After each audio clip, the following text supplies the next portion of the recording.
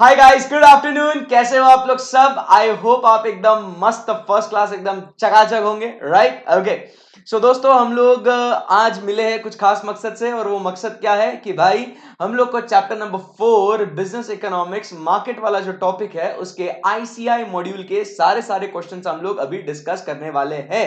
ज्यादा क्वेश्चंस नहीं है सर, सिर्फ और सिर्फ और सिर्फ 90 क्वेश्चंस है। तो उन सारे 90 क्वेश्चंस को मेरे बच्चों अभी हम लोग क्या करने वाले हैं, अभी हम लोग डिस्कस करने वाले हैं। चलिए, सो फटाफट हम लोग क्या करते हैं, मस्त उन 90 क्वेश्चंस को डिस्कस करते हैं, एकदम स्माइल करते करते कॉन्फिडेंस के साथ जवाब देते जाना। ओके, चलिए फर्स्ट क्वेश्चन ये रहा आपके सामने। In the table below what is the equilibrium market price? अब आपको समझ में आ जाना चाहिए what is equilibrium market price. तो बच्चा कब कहेंगे equilibrium market price? Equilibrium market price कब कहेंगे अपन?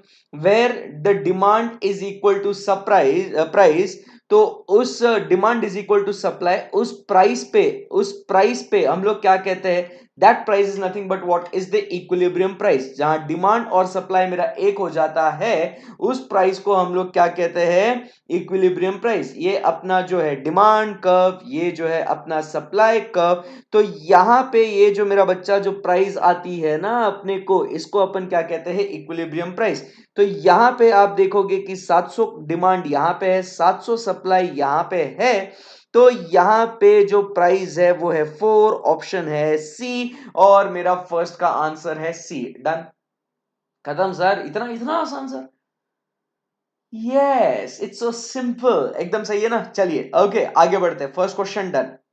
Second question, assume when the price is 20 the quantity demanded is 9 units। अच्छा, सो यहां पे लिखते हैं price is equal to 20, quantity is equal to 9, and when the price is 19 the quantity demanded is 10। अच्छा, when the price is how much? When the price is 19, when the price is 19, okay, when the price is 19 quantity demanded is 10। Based on the information, we need to find what is marginal revenue resulting from increase in the output from 9 to 10 units। अब marginal revenue ढूंढना है। तो marginal revenue क्या होता है बच्चों? Basically, it is a change in total revenue due to increase in one quantity। सो इसके basis पे मुझे मेरे को टोटल रेवेन्यू फाइंड आउट करना है। Total revenue is equal to price into quantity. So 20 into 9 is equal to how much? 180, and 19 into 10 is equal to 190। So एक extra unit को 9 से 10 होने की वजह से एक एक्स्ट्रा यूनिट को बेच के मुझे कितना एक्स्ट्रा रेवेन्यू मिला? सो दैट इज ₹10। 10 है क्या कहीं आंसर? यस, तो आंसर इज व्हाट? सी। 2 का आंसर क्या हो गया? सी। एकदम ही आसान है, परफेक्ट है। इसी के बेसिस पे हम लोग थर्ड वाला क्वेश्चन भी सॉल्व कर सकते हैं। बताइए, when the price is 20 quantity demanded is 15, and when the price is 18 the quantity demanded is 16। based on this information we have to find the marginal revenue resulting from the increase in output from 15 to 16 units। एकदम ही आसान है। सो इसका भी answer क्या आ जाता है बच्चों? क्या करेंगे इसको? 20 इंटू 15, क्या करना है मुझे? 20 into 15 and 18 into 16। So what is the difference? The resulting answer is what? C। Answer is what? 12। तो थर्ड का भी आंसर क्या है मेरा बच्चा? थर्ड का भी आंसर इज what? C। एकदम ही आसान है बॉस, एकदम ही आसान है। थर्ड का भी एकदम सही हो गया, परफेक्ट है एकदम। यस, अब फोर्थ की बात करते हैं। चलिए फोर्थ क्वेश्चन। चलिए, फर्स्ट थ्री तो एकदम ही आसान थे, एकदम ही चिल्लर क्वेश्चंस थे। अब यहां से आगे बढ़ते हैं फोर्थ क्वेश्चन की ओर। Suppose a firm is producing a level of output. Suppose a firm is producing a level of output such that MR is greater than MC. What should firm do to maximize its profits? अच्छा, so let us take for example, अभी हम लोग कहां पे है? हम लोग कहां पे है? लेट अस से परफेक्ट कंपटीशन में है हम लोग। सो यहां पे ये अपना डिमांड कर्व है, AR कर्व है और MR कर्व है, करेक्ट है? Yes sir. ये जो है ये अपना है MC कर्व, करेक्ट है? एकदम सिंपल सी बात है, इसमें तो कोई डाउट ही नहीं है। अब यहां से हम लोग क्या देख रहे हैं बॉस? यहां पे लिखा हुआ है MR is greater then MC। अच्छा, यहां पे क्या बोला है? MR is greater then MC। So marginal revenue is what? Greater than marginal cost. बराबर, इसका मतलब क्या हुआ? MC is less then marginal revenue. तो यहां पे कहीं ना कहीं हम लोग जो ग्रीन पॉइंट्स में कर रहा हूं, वहां पे है ना हम लोग, ये जो ग्रीन पॉइंट्स मैंने दिखाया आपको स्क्रीन पे, वहां हूं ना मैं यहां पे। सो अगर ऐसी बात है, in order to in maximize the profit, मेरा प्रॉफिट मैक्सिमाइज कब होता है दोस्तों? मेरा प्रॉफिट मैक्सिमाइज कब होता है? जब मैं इस पॉइंट पे आता हूं, when MR is equal to MC, उस पॉइंट पे आता हूं, तब मेरा प्रॉफिट क्या हो जाता है? मैक्सिमम हो जाता है। करेक्ट है, एकदम सही बात है। So for example, for instance, अगर मैं यहां पे इस पॉइंट पे हूं, बराबर, जो मैं यहां पे हाईलाइट करा हूं मैंने, बराबर, यहां पे फॉर इंस्टेंस मैं यहां पे हूं, तो मुझे अगर M R is equal to M C करना है, तो मैंने क्या करना चाहिए? I should keep on what? Increasing the output till the time M R is equal to what? M C. Perfect है एकदम। सो इसीलिए यहां पे मेरा आंसर क्या आता है? D, the firm should increase the output. सही बात है, एकदम सिंपल है। ऑप्शंस नहीं भी देखे तो भी अपना लॉजिक क्या बोलता है वो आपको समझ में आना चाहिए। Firms maximum profit is where MR is equal to MC and MC curve cuts MR from below and MC curve cuts MR curve from where? Below। तो इसी को तो अपन क्या कहते हैं बॉस? Equilibrium point. वहां पे मैक्सिमम प्रॉफिट्स अपने को मिलते हैं। खत्म हो गई बात। So that is the answer for D. खलास। आगे fifth question. Marginal revenue is equal to, boss, marginal revenue is equal to, options पढ़ने पड़ेंगे अभी, उन्होंने क्या फॉर्मूला दिया है? The change in price divided by change in output. Change in price divided by change in output. नहीं नहीं नहीं नहीं नहीं नहीं नहीं नहीं नहीं नहीं, कैसा ना? Change in price divide possible ही नहीं है, क्योंकि चेंज इन टोटल रेवेन्यू है ना वो तो। The change in quantity divided by change, no no, उल्टा करके बोलेंगे तो ऐसे कैसे? हम लोग के एड़े है क्या? हाँ, नहीं नहीं नहीं, ऐसा कैसे चलेगा साहब ना। The change in price into quantity, देखा कितने स्मार्ट है। प्राइस इनटू क्वांटिटी आपको पता होना चाहिए। Price into quantity is nothing but total revenue. हाँ, हमको पता है sir. Due to 1 unit change in the output, आंखें बंद करके जो एक ऑप्शन नजर आया वो सी है। एकदम ही सिंपल है, आगे बढ़ने की जरूरत ही नहीं है, क्योंकि so price but only if the firm is पर प्राइस सच। कुछ भी बोल रहा है रे, येड़ा बना रहा है अपने को। खत्म, 5C। चलिए आगे बढ़ते हैं। Next we talk about is sixth question. जरा बहुत ही इंटरेस्टिंग कॉन्सेप्ट है बॉस, एकदम आराम से, ध्यान से, मन लगा के। Suppose that a sole proprietorship is earning total revenues of 1 lakh.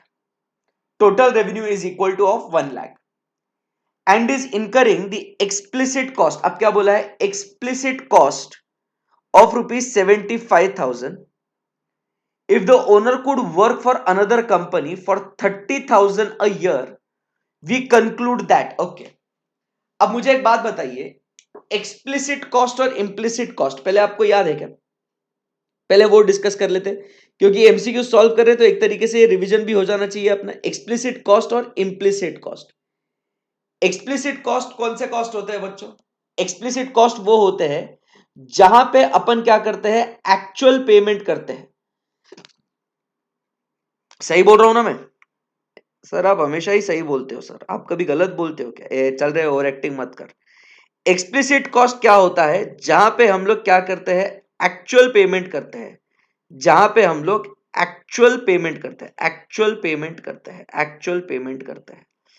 And उसके बाद हम लोग जब इम्प्लिसिट कॉस्ट बोलते हैं, जब हम लोग इम्प्लिसिट कॉस्ट की बात करते हैं, implicit cost is equal to, implicit cost is equal to accounting cost, accounting cost, that is what is explicit cost। yes, you are correct।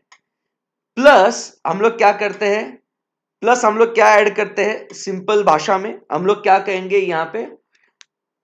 Cost of owned factors, बराबर, कॉस्ट ऑफ ओन्ड फैक्टर्स, बराबर, एकदम सही बात है। Yes. सो यहां पे अगर मैं क्वेश्चन 6 की बात करूं, तो मेरा total revenue is equal to 1 lakh. ध्यान दीजिएगा, मेरा accounting cost is equal to 75,000। So यहां पे जैसे कॉन्सेप्ट अपन ने देखा था, मेरा accounting profit is equal to 25,000। इसमें से लेस करता हूं मेरा कौन सा? Cost of own factors, cost of own factors. So वो कितना है? 30,000 रुपीज। तो यहां पे नेगेटिव में 5000, ये क्या हो गया, मेरा इकोनॉमिक लॉस हो गया। ये यहां तक आपको समझ में आ गया क्या? 5000 कैसा है मेरा इकोनॉमिक लॉस, समझ में आ गया क्या आपको? एकदम ही सिंपल सी बात है। Yes, so now going by this the firm is incurring economic loss, ये तो सही बात है, ये तो एकदम ही करेक्ट बोल रहे थे, firm is incurring economic loss. सारे सबूतों को मद्देनजर रखते हुए फर्स्ट पॉइंट समझ में आ रहा है ना, firm is incurring what, economic loss. Economic loss तो है ना, क्या नहीं है? The firm is incurring economic loss, बताइए। The firm is incurring economic loss, sixth वाला क्वेश्चन पे हूं मैं। The firm is incurring economic loss, ये तो सही है एकदम। यस, इम्प्लिसिट कॉस्ट आर 25,000, बे पागल हो गया है क्या? इम्प्लिसिट कॉस्ट नहीं है 25,000, अकाउंटिंग प्रॉफिट है 25,000। The total economic cost are 1 lakh, पागल हो गया है क्या? टोटल इकोनॉमिक कॉस्ट कितना है? 1 लाख। टोटल इकोनॉमिक कॉस्ट कितना है? Total economic cost is 1,05,000। The individual is earning an economic profit of 25,000, पागल है क्या? इकोनॉमिक लॉस है 5,000 रुपए का। आई बात समझ में आपको? बोलिए ना बच्चों, कुछ तो बोलो, कुछ तो बोलो। यस, एकदम सही है। सो मेरा करेक्ट आंसर क्या है my dear friends? My correct answer is what? A, खलास। चलिए, कुछ क्वेरी है आपको, बताइए। बिल्कुल भी नहीं सर, एकदम ही आसान है। First 6 questions done. चलिए आगे बढ़ते हैं, 7th क्वेश्चन। चलिए आगे बढ़ते हैं, 7th क्वेश्चन क्या लिखा है यहाँ पे? विच, ओके, हाँ।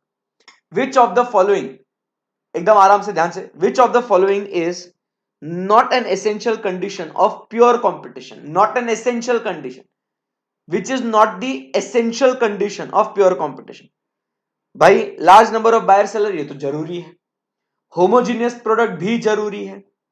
फ्रीडम ऑफ एंट्री भी जरूरी है। तो भैया एब्सेंस ऑफ ट्रांसपोर्ट कॉस्ट नहीं भाई, ये कंडीशन एसेंशियल नहीं है, मतलब कोई कोई टेंशन नहीं है, सब पढ़ा है, डिस्कस करा हुआ है।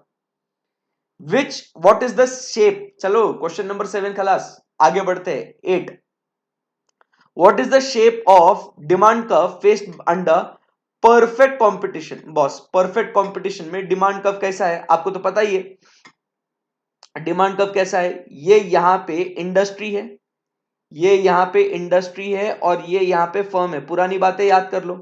सो ये जो प्राइस है, ये प्राइस ले लिया, इसको अडॉप्ट कर लिया, यही डी, यही ए आर, यही अपना एम आर। बोलो यस और नो।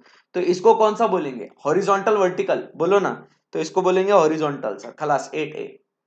आगे बढ़ता हूं, एकदम सिंपल सी बात है, ज्यादा टाइम वेस्ट नहीं करेंगे इसके ऊपर। Which is the first order condition for the profit of the firm to be maximum? First order condition, MR is equal to MC और MC should be equal to MR, that is the first order condition ना।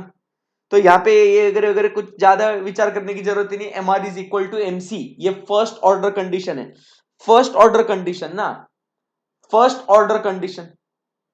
Second condition क्या है? MC curve should cut MR curve from below, but the first order condition क्या है मेरा बच्चा? MR should be equal to MC, खत्म। 9B।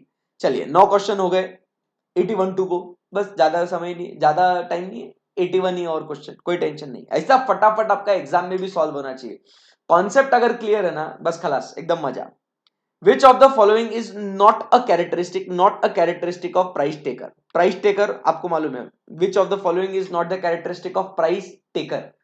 और price taker ये मेरे हिसाब से आपको पता है कहां पे होता है।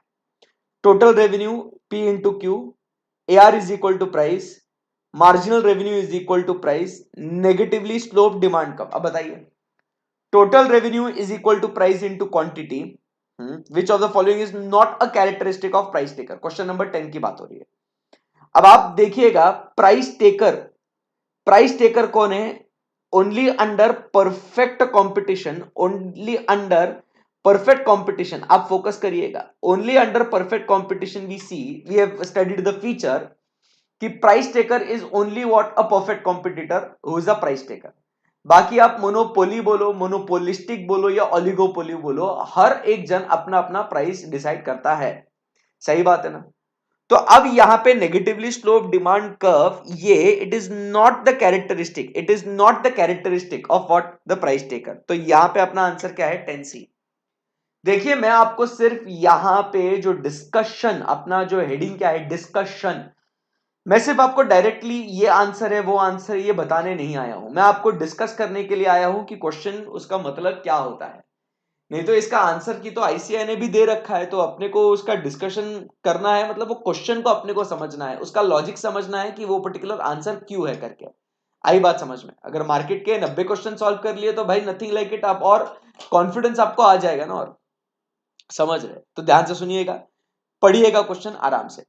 10th वाले में कोई डिफिकल्टी नहीं है, नेगेटिवली स्लोप, क्योंकि भाई बाकी सबका जो है आप अगर देखोगे मोनोपोली, मोनोपोलिस्टिक, बराबर, मोनोपोलिस्टिक और ओलिगोपोली, सबके डिमांड का वैसे होता है, बट सिर्फ और सिर्फ ये जो प्राइस टेकर है उसका ऐसा डिमांड कब होता है, तो भाई ये कैरेक्टरिस्टिक नहीं है उसका। Done? Yes. Which of the following statement is what false? कौन सा स्टेटमेंट फॉल्स है? क्वेश्चन नंबर 11 की बात हो रही है। Economic cost include opportunity cost of resources owned by the firm. Yes, it is true. Economic cost की बात हुई है, आता ही है ना। इकोनॉमिक कॉस्ट मतलब क्या बोलते हैं? Accounting cost plus opportunity cost, यही तो बोले ना अपन, बराबर। यहां पे आगे बढ़ते हैं। Accounting cost include only explicit cost, accounting cost include only explicit cost, ये भी तो सही बात है, एकदम सही है।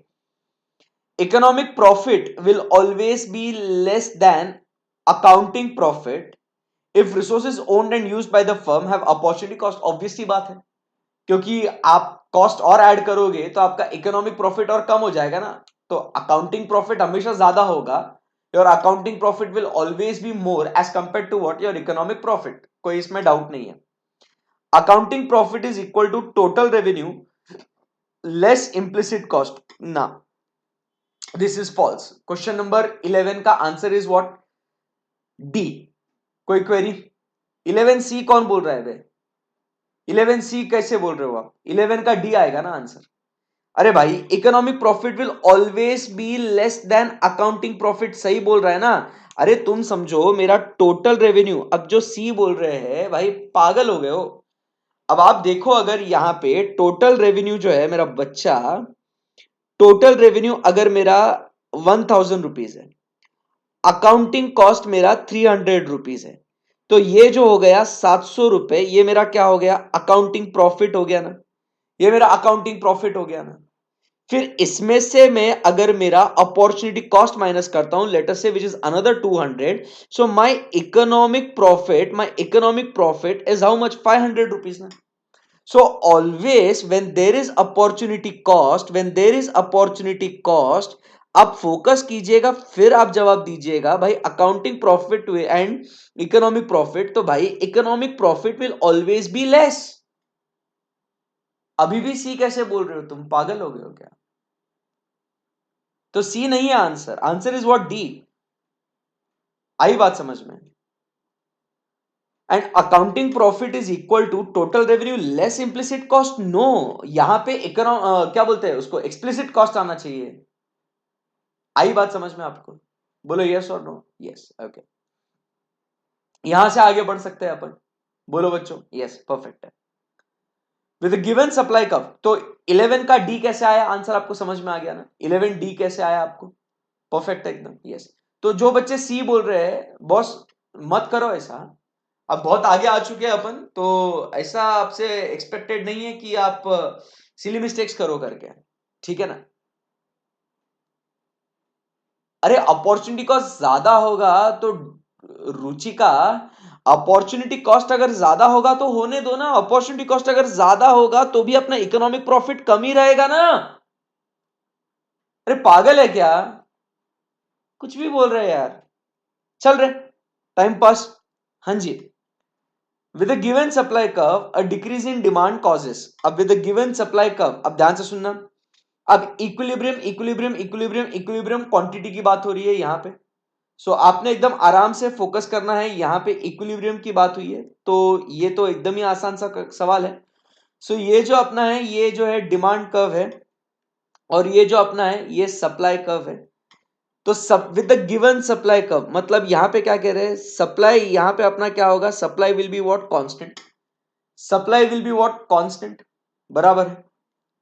सो डिक्रीज इन डिमांड, अब डिक्रीज इन डिमांड, अब डिक्रीज इन डिमांड मतलब आपको अब ये कॉन्सेप्ट कहां आना चाहिए आपको? डिक्रीज इन डिमांड मतलब आपको याद है ना, एक्सपांशन, कॉन्ट्रैक्शन, इंक्रीज, डिक्रीज अपन ने पढ़ा था. सो डिक्रीज होगा तो क्या हो जाएगा, decrease in demand will result into what, the leftward shift in the demand curve. Demand decrease हो रहा है. सो this is the new demand curve D1, this is the new demand curve D1. सो इससे क्या हो रहा है, अपना इक्विलिब्रियम क्वांटिटी पे क्या इंपैक्ट आ रहा है. So earlier this was the equilibrium quantity and now this is the equilibrium quantity. So price भी कम हो रहा है और डिमांड भी कम हो रहा है. बराबर. तो क्या कहते हैं, overall decrease in price but an increase in the equilibrium quantity. No. Overall increase in, no, मतलब समझ में आता है, overall decrease in price and decrease in equilibrium quantity. Yes, यहां पे आंसर अपना क्या आएगा, सी. आई बात समझ में आपको. सो यहां पे अपना आंसर क्या हो जाएगा, यहां पे अपना आंसर क्या हो जाएगा, 12 का आंसर क्या हो जाएगा मेरे बच्चा, 12C. अब ये डी कौन बोल रहा है बॉस, वेदांत. पागल हो गया होगा, इतना समझा रहा हूं. यहाँ पे प्राइस कम होगा, क्वांटिटी भी कम होगा. ऑप्शन में दिख रहा है कि डिक्रीज इन प्राइस भी हो रहा है एंड डिक्रीज इन क्वांटिटी भी हो रहा है. और क्या चाहिए रे मेरा बच्चा बाबू. आंसर डी नहीं है, answer is what, C. Okay, let's go ahead. 13. Solve कैसे करना है, कॉन्सेप्ट कैसे अप्लाई करना है, वो भी सीखिए मेरे से. सिर्फ और सिर्फ आंसर और ऑप्शन अपना क्या है वो देखने के लिए नहीं देखना ये लेक्चर आपको. अपना करेक्ट आंसर क्या है वो तो बहुत इजी है, बट उसको कैसे सर ने डिराइव किया है वो भी बहुत इंपॉर्टेंट है. ठीक है ना. हाँ जी. It is assumed in economic theory that, question number 13 की बात कर रहा हूं मैं अभी. It is assumed in economic theory that decision making within the firm is usually undertaken by managers but never by the owners. पागल हो गए हो क्या. 13 में वो बोलता है ओनर्स कभी डिसीजन नहीं लेते. अब आप बताइए क्या ये सही बात है, क्या आपका धंधा है भाई, आप कभी डिसीजन नहीं लोगे, पागल हो गया है. सिर्फ मैनेजर थोड़ी लेगा, ओनर भी लेगा. The ultimate goal of the firm is to maximise profits regardless of the firm size और type of the business organisation.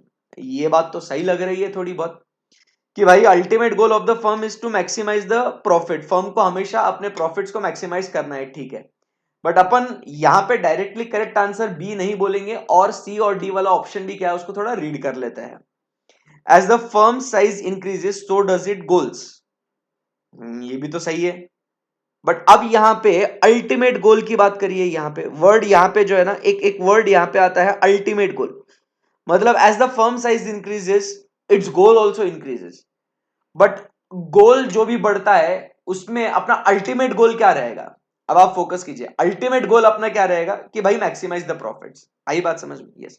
सो अभी भी बी ही ऑप लग रहा है, मतलब ये करेक्ट है. But again ultimate goal but ultimate goal, what is the ultimate goal. Ultimate goal यही है ना फिर अपना. अल्टीमेट देखो, ऐसा आपको कंफ्यूजन वाले क्वेश्चंस आपको आ सकते हैं, इसीलिए मेरे साथ एकदम ध्यान से पढ़िए. बट अल्टीमेट गोल तो बी रहेगा ना, तो वर्ड अल्टीमेट गोल ध्यान में रखिएगा. The basic decision making unit of any firm is it's owners. नहीं, जरूरी नहीं है. सो बॉस यहां पे बी और सी वाला ऑप्शन तो है नहीं कहीं, both B and C. B भी सही है और सी भी सही है. बी वाला ऑप्शन भी सही है और सी वाला ऑप्शन भी सही है. सो इन सारी बातों को मद्देनजर रखते हुए अब हम लोग क्या नतीजे पे पहुंचेंगे बॉस, तो हम लोग ये कंक्लूजन पे पहुंचेंगे कि अपना जो करेक्ट आंसर है वो आंसर क्या है, बी. क्योंकि अल्टीमेट देखो, फर्म की साइज बढ़ेगी तो गोल भी बढ़ेंगे, इसमें कोई डाउट नहीं है. बट भाई जिंदगी में कोई भी बिजनेस करने वाले का अल्टीमेट गोल क्या रहेगा, मैक्सिमाइज द प्रॉफिट्स ना बॉस. सिंपल सी बात है, खलास. एकदम ही आसान है, एकदम ही आसान है. Right, done. So question number 13 की जो बात हो गई वो question number 13 is what, B. चलिए क्वेश्चन नंबर 14 की ओर बढ़ते हैं. assume that the consumer's income and the number of sellers in the market for a good A, product ए की बात हो रही है यहां पे, गुड ए. ठीक है. Both decreases. Based upon this information we can conclude with certainty that equilibrium. कुछ तो भयंकर क्वेश्चन है, एकदम भारी क्वेश्चन है. assume that consumers income and the number of sellers in the market for good both decreases. बहुत बढ़िया, बहुत बढ़िया. अब आप समझने की कोशिश कीजिए इसको किस तरीके से सॉल्व करें. अब बच्चा हैंग हो जाता है, सर ये क्या बोल दिया इन्होंने. सो अब इसको कैसे सॉल्व करें, तो आप समझो डायग्राम्स आर वेरी इंपॉर्टेंट. यही तो भाई एकदम क्लास में डिस्कशन करे हुए थे ना, ये बहुत जरूरी है. तो अब आप समझो, this is what is the demand and this is what is the supply. अब क्या होता है आप समझिएगा, कंज्यूमर का इनकम अगर कम हो जाता है, आप समझिएगा कंज्यूमर का इनकम अगर कम हो जाता है तो क्या हो जाता है बॉस, कंज्यूमर का इनकम कम होने के वजह से उसकी डिमांड भी कम होगी। सो इसके लिए डिमांड कम होगी तो हम लोग को ये लेफ्टवर्ड शिफ्ट मिलेगा and this is what we get the new demand curve D1। एकदम सही बात है, सही है एकदम। उसके बाद नंबर ऑफ सेलर्स भी मार्केट में क्या हो जाते हैं, नंबर ऑफ सेलर्स भी मार्केट में क्या हो जाते हैं बच्चों, कम हो जाते हैं। सो सप्लाई भी क्या हो जाएगा, सप्लाई भी कम हो जाएगा and there will be what, a leftward shift, there will be what, leftward shift. तो सप्लाई क्या हो जाएगा, S1 हो जाएगा। आई बात समझ में? सो डिमांड भी फॉल होगी और सप्लाई भी फॉल होगा। So going by this, one thing for sure अपन क्या कंक्लूड कर सकते हैं कि इक्विलिब्रियम क्वांटिटी जो है, वो इक्विलिब्रियम क्वांटिटी जो है ना बॉस, क्या बोल रहा हूं मैं, इक्विलिब्रियम क्वांटिटी जो है, ये क्वांटिटी जो है ये तो कम होनी है, ये तो एकदम ही सही बात है। सो आप देखिए क्वांटिटी विल डिक्रीज, दिख रहा है आपको यहां पे। प्राइस का कुछ बोल नहीं सकते, price will increase, price will decrease, we can not say. देखो क्योंकि अब जो मेरा जो ड्राइंग हुआ है यहां पे, अगर आप फोकस करेंगे तो मेरे ड्राइंग के हिसाब से तो भाई प्राइस तो सेम ही लग रही है ना, प्राइस तो सेम ही लग रही है ना। प्राइस इंक्रीज होगी, प्राइस डिक्रीज होगी, वो नहीं बोल सकते हैं। बट विथ सर्टेनिटी क्या बोला है यहां पे, यहां पे क्या बोला है, विथ सर्टेनिटी, मतलब श्योर क्या बोल सकते हैं। देखो प्राइस कम होगी ज्यादा होगी ये गारंटी नहीं ले सकते। प्राइस विथ सर्टेनिटी पूछा, ये आपको क्वेश्चन बहुत केयरफुली पढ़ना है बॉस। देखो यही तो मजा है कि हर्षद सर के साथ अगर MCQ डिस्कस कर रहे हैं ना बॉस, तो मैं क्या यहाँ पे सिर्फ आपको वो पीछे के करेक्ट आंसर क्या है वो बताने के लिए नहीं आया हूं, आपको उसको कैसे रीड करना है वो बताने के लिए आया हूं भाई। बहुत इंपॉर्टेंट काम चालू है यहाँ पे अपना, ऐसे बिल्कुल भी ऐसे मस्ती नहीं करने का, ये सेशंस भयंकर इंपॉर्टेंट है। विथ सर्टेनिटी क्या बोलना है आपको, क्वेश्चन समझ में आया वहां पे क्या लिखा है, विथ सर्टेनिटी क्या बोलना है आपको, वो बहुत इंपॉर्टेंट है। आई बात समझ में आपको, डन है एकदम, yes okay. So with certainty quantity तो कम होएगा बॉस, इसमें तो कोई डाउट ही नहीं है अपने को, क्वांटिटी विल डिक्रीज। आगे बढ़ते हैं ना साहब, साहब आगे बढ़ते हैं। If supply increases is in a greater proportion than demand, अच्छा 15 की बात करते हैं अभी। If supply increases in a greater proportion than demand, तो क्या हो जाएगा boss, supply increases in a greater proportion than demand. So यहां पे क्या हो जाता है, ये डिमांड है अपना, ये अपना सप्लाई है, और क्या हो जाता है, supply increases in greater proportion, तो सप्लाई बहुत ज्यादा इंक्रीज हो गया, बराबर। सप्लाई क्या बोल रहे हैं, supply is increase in a greater proportion S1, बराबर S1 देन डिमांड। डिमांड क्या हो गई, डिमांड थोड़ी सी ही बढ़ी अपनी, डिमांड, डिमांड थोड़ी सी ही बढ़ी, बराबर।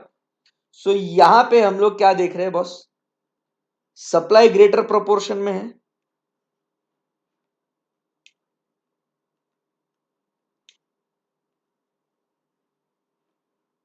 सप्लाई ग्रेटर प्रोपोर्शन में है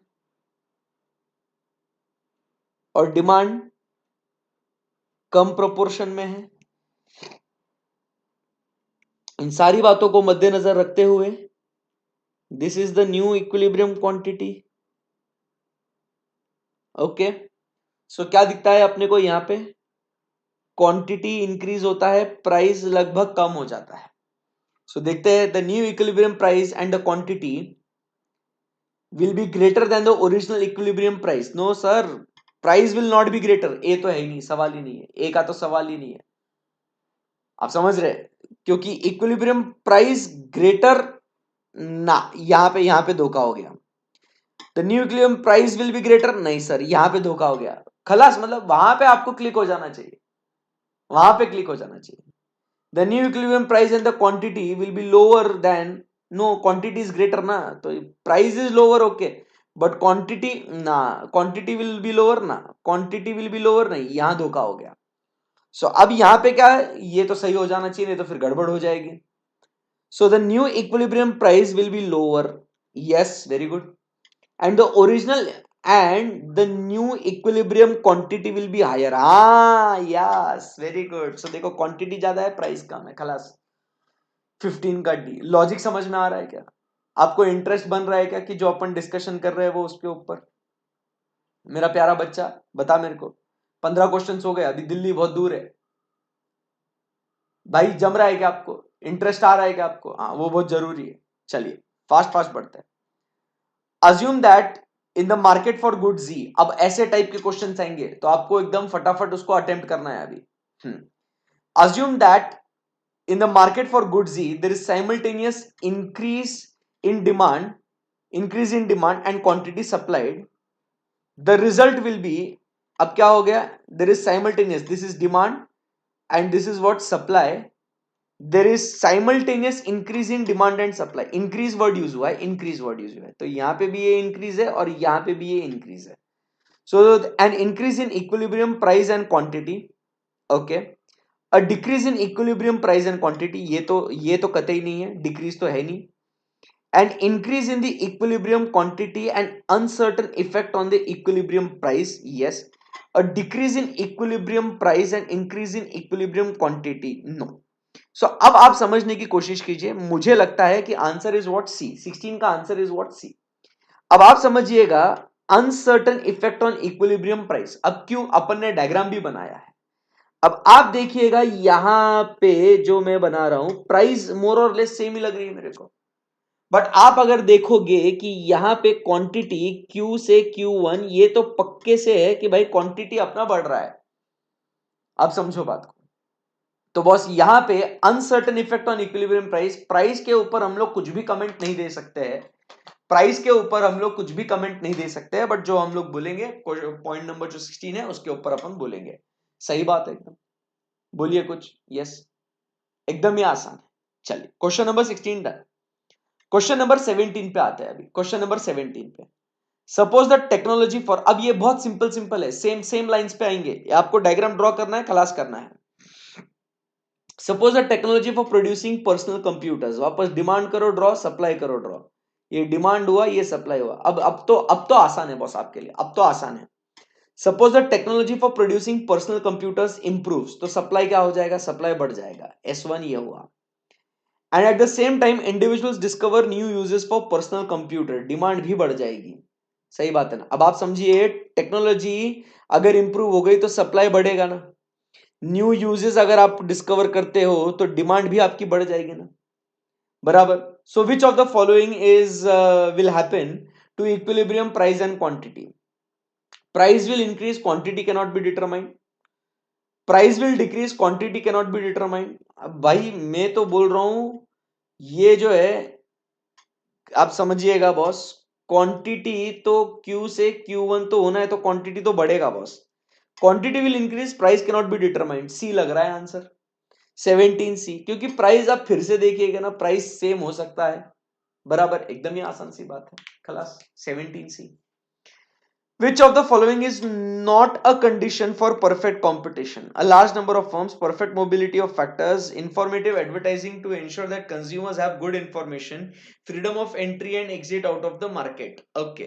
So यहाँ पे हम लोग को आंसर क्या लग रहा है, 18 का आंसर इज व्हाट, सी. खत्म हो गई बात. इन्फॉर्मेटिव एडवर्टाइजिंग, एडवर्टाइजिंग का अगर अपन ने कुछ बात करी ही नहीं है, आई बात समझ में. सो this is not a feature. Which of the following is again not a characteristic of perfectly competitive market? Okay, large number of firms है. Output of the firm are perfect substitutes of one another. Products are homogeneous. Firms face downward sloping. ना बेटा, 19C खत्म हो गई बात. 19C खलास, fast fast करते हैं इसको discuss. Which of the following is not a characteristic of monopolistic competition? अब ध्यान से देखना, monopolistic बोला है, मोनोपोलिस्टिक 20 की बात कर रहे हैं. Ease of entry into the industry, monopolistic में यस है, मोनोपोली की बात नहीं हो रही है, मोनोपोलिस्टिक की बात हो रही है. ये लिपस्टिक देखिएगा यहाँ पे, हाँ लिपस्टिक मोनो मोनोपोलिस्टिक की बात हो रही है यहाँ पे, वो देखिएगा. सो एंट्री है, प्रोडक्ट डिफरेंशिएशन भी है, relatively large number of sellers, yes वो भी है. होमोजीनियस प्रोडक्ट ना रे बेटा, होमोजीनियस प्रोडक्ट नहीं होता है मोनोपोलिस्टिक में, डिफरेंशिएशन होता है. सो आंसर यहाँ पे है 20 का डी. चलिए 21 की बात करते हैं. अब यहाँ पे बात हुई है monopoly, single seller may arise in the product market because significantly important resource of production of the commodity is owned by a single firm. Yes, the government has given firm Patent right, yes. The cost of production and economies of scale of market makes production by a single producer more efficient. Yes. तो answer is what? All of the above. 21 is what? D. खलास, आई बात समझ में आपको? एकदम ही सही बात है. 22. अब बात हो रही है oligopolistic industries are characterized by characteristic a few dominant firms and substantial barriers to entry. Characteristics of oligopolistic market की बात हो रही है. Question number 22. Few dominant firms, a few large firms and no entry barriers. Large number of small firms and no entry barriers, ये तो नहीं है. One dominant firm and low entry barriers, no. अब बात करते हैं ए और बी में. अब जो है ए और बी में भयंकर डिस्कशन होना है. ए और बी में किसकी बात हो रही है? क्वेश्चन नंबर 22 की. Few dominant firms and substantial barriers, a few large firms and no. अब वर्डिंग्स पढ़िएगा. Few dominant firms, few large firms, क्या कहते हैं? There are few dominant firms ना. मेन जो प्रेजेंस जिनका होता है वो किनका होता है? फ्यू फर्म्स का होता है ना. And there is substantial barriers to entry. यहां पे भी few large firms but no entry barriers. So no, there are entry barriers, there are entry barriers. ये बहुत इंपॉर्टेंट है. सो एंट्री बैरियर्स तो है ही ना, कोई भी थोड़ी आ सकता है ना. सब्सटेंशियल एंट्री बैरियर्स होते हैं. एंट्री बैरियर्स कैसे होता है? कैपिटल रिक्वायरमेंट होता है, लाइसेंसेस होते हैं, तो वो सारी बातें हैं. तो आंसर अपना क्या है बेटा? यहाँ पे 22 का आंसर इज व्हाट? ए. 22 का answer is what? A. Correct है. Yes. Price taking firms, that is firms that operate in a perfectly competitive market, are said to be small relative to the market. Which of the following best describe this smallness? The individual firm must have fewer than 10 employees. ऐसा कहीं पढ़ा है अपन ने कि 10 लोग से कम होना चाहिए, 10 से ज्यादा होना चाहिए? कुछ भी बोलते हैं ये. ऐसा ऐसा ऐसा कुछ ऑप्शन पढ़ा ही नहीं अपन ने. सर इसको हटा दो, बाहर डिलीट कर दो इसको. द इंडिविजुअल फर्म फेसेस, नहीं रे सर हॉरिजॉन्टल है सर, बहुत बार हो गया सर. इंडिविजुअल फर्म इज, अबे एसेट अमाउंट की बात ही नहीं करी अपन ने. The individual firm is unable to affect the market price through output decision. हाँ सर, ये सही बात है. 23D. खत्म हो गई बात. For a price taking firm, everybody concentrate. For the price taking firm, again monopolistic, MR is less than price, MR is equal to price, MR is greater than price. The relationship between MR and price is indeterminate. So भाई MR is less than price वगैरह ऐसा कुछ भी नहीं. MR is equal to price. 24 का answer क्या है boss? B. अब आप ये पूछेंगे कि सर ये ऐसा कैसा है भाई? तो आप देख लेना प्राइस और क्वांटिटी, और यहाँ पे आप टोटल रेवेन्यू, और यहाँ पे आप MR.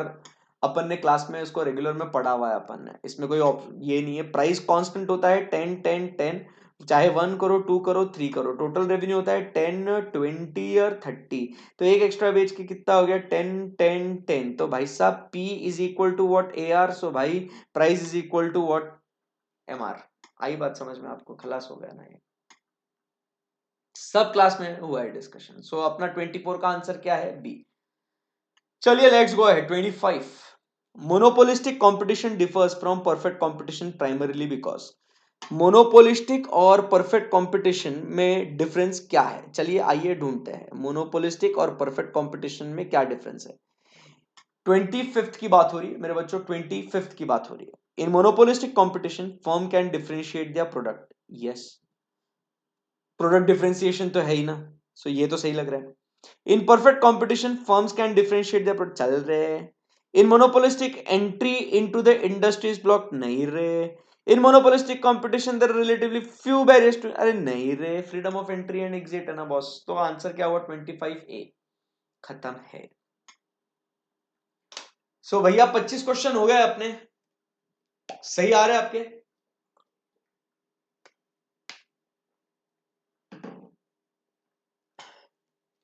एक क्वार्टर हो गया अपना, राइट?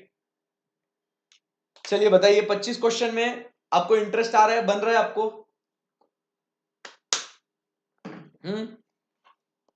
ओके चलिए. सो आगे बढ़ते हैं. Next question, question number 26. The long run equilibrium outcomes in monopolistic competition and perfect competition are similar. The long run equilibrium outcomes in monopolistic competition and perfect competition are similar because in both market structures long run equilibrium outcomes मतलब आपको पता है ना, long run में हम लोग सिर्फ normal profit earn करते हैं. सुपर नॉर्मल प्रॉफिट या लॉसेस नहीं हो सकते हैं, बराबर के नहीं। सो यहां पे क्या कहता है, so in long run equilibrium outcomes the similarity क्या है, similarity firms will only earn a normal profit, ये सिमिलैरिटी है। आंखें बंद करके डायरेक्ट है, एकदम ही सिंपल सी बात है। कोई कोई डिफिकल्टी कुछ क्वेरी आपको, भाई एकदम सिंपल है। देख हम लोग जब कहते हैं ना कि लॉन्ग रन में हम लोग देखते हैं प्रॉफिट, मतलब क्या क्या अपन ने आउटकम्स की बात कर रहे थे ना, तो आउटकम क्या क्या है ये रीड करो, प्रॉफिट, फिर उसके बाद मतलब ये normal profit, super normal profit, and फिर हम लोग बात करते हैं किसकी, लॉसेस।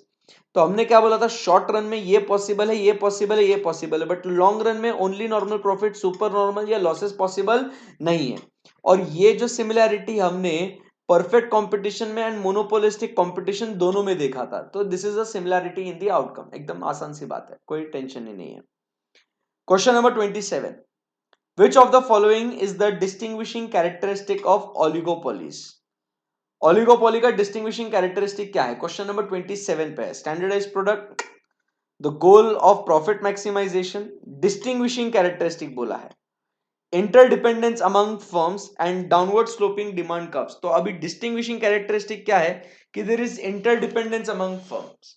देखो स्टैंडर्डाइज्ड प्रोडक्ट जो है ना ये परफेक्ट कंपटीशन में मिलता है, तो डिस्टिंग्विशिंग ऐसे खास मोनो ओलिगोपोली को अलग करेगा ऐसा नहीं है। गोल ऑफ प्रॉफिट मैक्सिमाइजेशन ये हर फर्म का है goal, downward sloping demand curve face by the firm ये मोनोपोलिस्टिक का भी तो है। सो यहां पे जो डिस्टिंग्विशिंग फीचर है ना बॉस, यहां पे जो हम लोग कह रहे हैं जो डिस्टिंग्विशिंग फीचर है, आप समझ पा रहे हैं मेरी बात को, जो डिस्टिंग्विशिंग फीचर है ना बॉस वो कौन सा है, distinguishing feature is the interdependence among firm. 27C read करना उसको एकदम carefully, right, okay.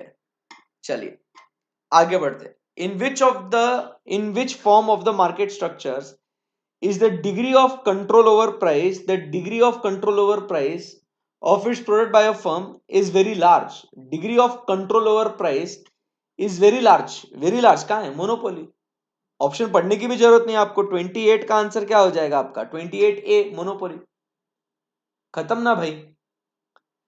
AR curve is also known as demand curve, खत्म ना भाई, ये सब एकदम एकदम ही आसान सी बात है। 29 is what, B. Your average revenue curve is also what, your demand curve, class में रेगुलर क्लास में डिस्कस हुआ है इसको। Under which of the following forms of market structure does a firm have no control over the price of its firm, भाई perfect competition, control ही नहीं है अपना। 30 का आंसर क्या हो गया अपना, डी, खलास। मतलब ये ऐसे क्वेश्चन है जो एकदम आपके एग्जाम में फटाफट बनने चाहिए, इसके ऊपर आपने ज्यादा समय ही आपने वेस्ट नहीं करना है। आई बात समझ में, यस।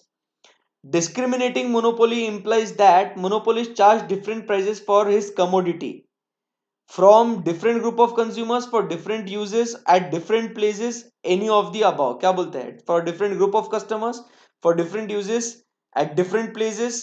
31 का आंसर क्या बोलना है आपको, any of the above। discriminating मतलब discriminating monopoly, ये किसकी बात हो रही है, ये यहाँ पे प्राइस डिस्क्रिमिनेशन की बात हो रही है, प्राइस डिस्क्रिमिनेशन की बात हो रही है, डिस्क्रिमिनेशन की बात हो रही है। तो कोई भी रीजन हो सकता है उसका। So 31 answer is what, D, खलास। आइए 32, price discrimination will be profitable only if elasticity of demand in different sub markets is what, different. Answer is what, B, 32B। अरे अलग अलग इलास्टिसिटी होगा तो ही डिस्क्रिमिनेशन पॉसिबल होगा ना। एक जगह अपन ने पढ़ा था देयर इज ग्रेटर देन 1 और एक जगह होगा देयर इज लेस देन 1। तो यहाँ पे जहां ग्रेटर देन 1 होगा प्राइस हम लोग क्या करेंगे, ग्रेटर देन 1 होगा प्राइस कम चार्ज करेंगे, लेस देन 1 होगा वहां पे प्राइस ज्यादा चार्ज करेंगे, खत्म, simple. In the context of oligopoly, king demand hypothesis is designed to explain। 33 की बात हो रही है, प्राइस एंड आउटपुट ना, price rigidity, yes, price leadership and कल्यूजन among rivals ना। प्राइस रिजिडिटी आप देखिएगा, यहां पे ये किंग डिमांड कर्व जो है ना, ये क्या होता है, पहले यहाँ पे यहाँ पे फ्लैटर होता है, फिर यहाँ पे स्टीपर होता है, तो एक ही प्राइस अपनी कांस्टेंट रहती है। आई बात समझ में आपको, एक ही प्राइस अपनी कांस्टेंट रहती है यहाँ पे, ऐसी बात है ये। ओके, सो 33 का आंसर क्या हो गया अपना, बी, सिंपल है। 34, The firm in perfectly competitive market is price taker. The designation price taker is based on the assumption that the firm has some but not complete control over the product price. Nah, baby. There are so many buyers and sellers in the market that any individual firm cannot affect the market. Correct है B. Each firm produces a homogeneous product, तो उसके वजह से price taker का कोई सवाल ही नहीं है. There is easy entry into and exit. भाई ठीक है, उसमें कोई ये नहीं है. तो आप समझने की कोशिश कीजिए किसके लिए प्राइस टेकर, ये डेजिग्नेशन प्राइस टेकर काहे बोल रहे हैं आपको. 34 का आंसर इज व्हाट बी. काहे बोल रहे हैं? क्योंकि इतने ज्यादा खरीदार और बेचने वाले हैं कि कोई अकेला पूरा मार्केट को इन्फ्लुएंस कर ही नहीं सकता है. Suppose that the demand curve for the firm XYZ company slopes downward to the right. We can conclude that. Suppose that the demand curve slopes downward to the right. The firm operates in perfectly naire baby. The firm can sell all that it wants to at the established market price. No baby. This is again a perfect competition. The XYZ company is not price taker in the market because it must lower price to sell additional units of the output. Yes. XYZ will not be able to maximize profit because price and revenue are subject to change. ना answer is what 35 का answer क्या बोलते हैं आप लोग? 35 का answer is what C. Correct है एकदम. क्योंकि he is not the price taker and उसको क्या करना पड़ेगा, ज्यादा बेचना होगा तो उसको अपनी प्राइसेस को कम करना पड़ेगा. 35 सी. मजा एकदम. 36 की बात करते हैं अभी. Very important, very interesting question. 36. If the firms in the toothpaste industry have the following market shares, बराबर, which market structure would best describe it? एकदम आराम से ध्यान से 36 क्वेश्चन की बात कर रहे हैं. इसमें लॉजिक आपको ढूंढना समझना बहुत जरूरी है.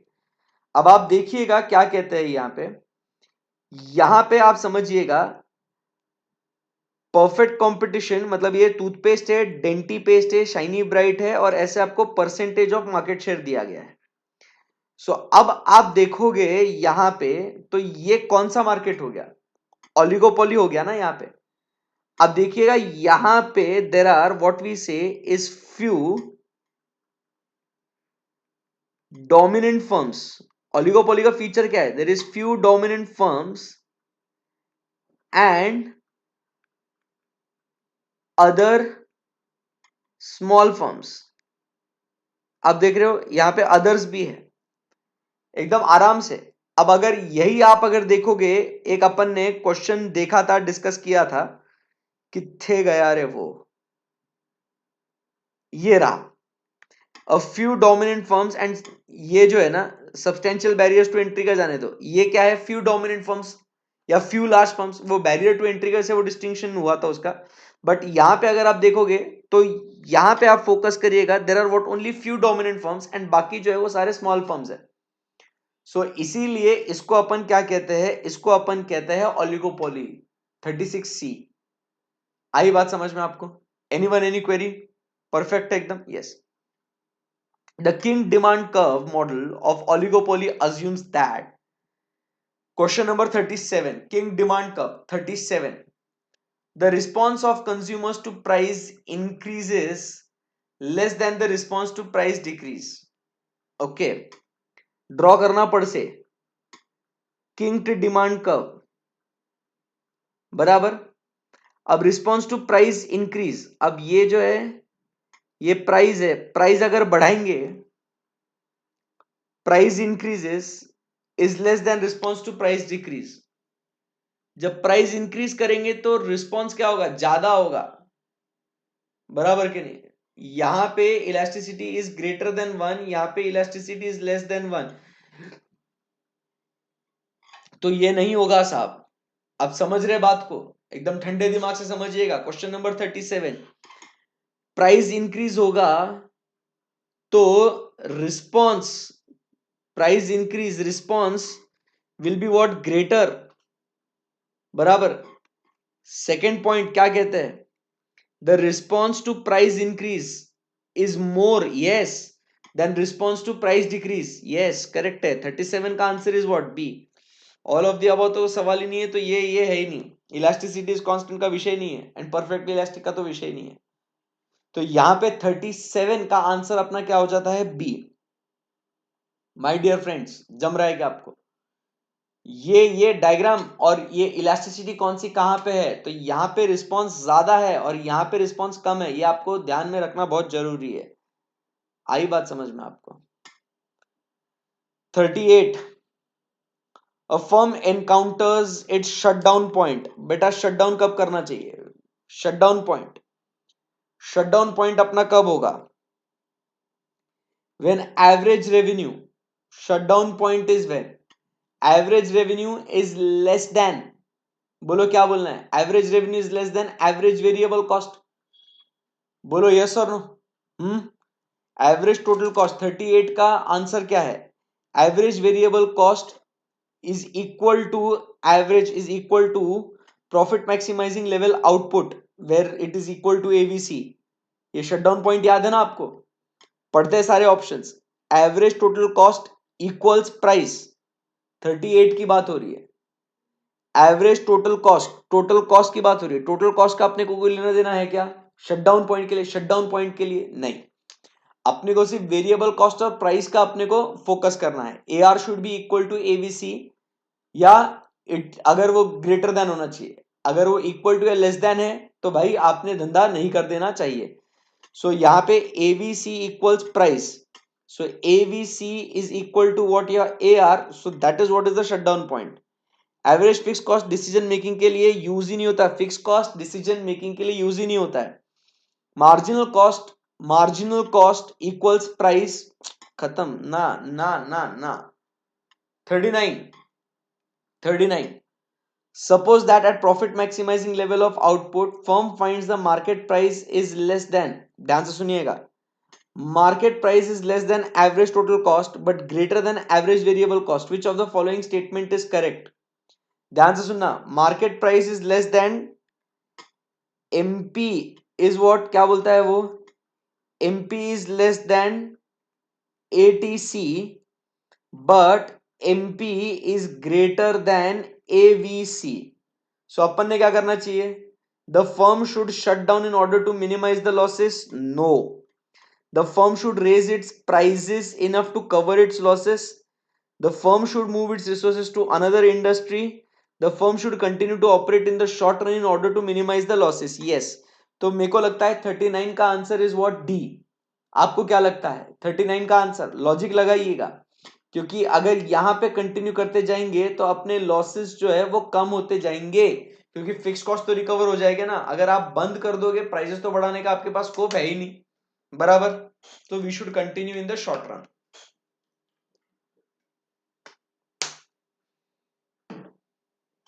मस्त चल रहा है एकदम, यस। क्वेश्चन नंबर 40, चलिए क्वेश्चन नंबर 40 की ओर बढ़ते हैं। तैयार हो आप लोग सब?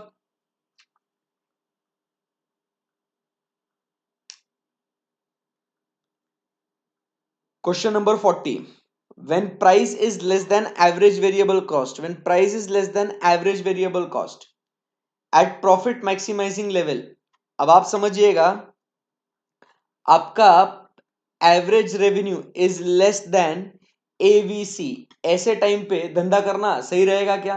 नहीं। So produce where M R equals M C if it is operating in short run, produce where M R equals M C if its operating in long run, shut down since it will lose nothing in that case, shut down since it can not even cover its variable cost if it stage in business. 40 का answer क्या लग रहा है आपको? 40 का answer is what? D. रह के मतलब ही नहीं है बॉस, इसमें रह के मतलब ही नहीं है धंधे में, क्योंकि आप आपके वेरिएबल कॉस्ट भी कवर नहीं कर रहे, तो आप आपका घाटा बढ़ाए जा रहे हो। आई बात समझ में? Right, yes. 40 D. 41, a purely competitive firm's supply schedule in the short run is determined by, a purely competitive firm's supply schedule in the short run is determined by average revenue, marginal utility, its marginal cost curve। 41 D. भाई ये तो पूरा अपन ने बताया था कि supply MC curve is what? The supply curve. one characteristic one characteristic not typical of oligopolist industry, horizontal, too much importance, price leadership, small number of firms in the industry। 42 का बताइएगा आप आंसर। बहुत ही आसान है भाई, horizontal demand कब oligopolistic का कभी होता ही नहीं है, बराबर, yes. The structure of toothpaste industry in India is best described as. अब इन इंडिया की बात हुई है, पहले वाला टूथपेस्ट का वो 36 वाला क्वेश्चन, और इसमें मिक्स मत करना। 43 का आंसर क्या है? मोनोपोलिस्टिक, क्योंकि यहां पे हम लोग क्या देखते हैं कि there are large number of buyers and large number of sellers, but product is differentiated based upon what brands, वो कोई आयुर्वेदिक है, कोई ये है, वैसा।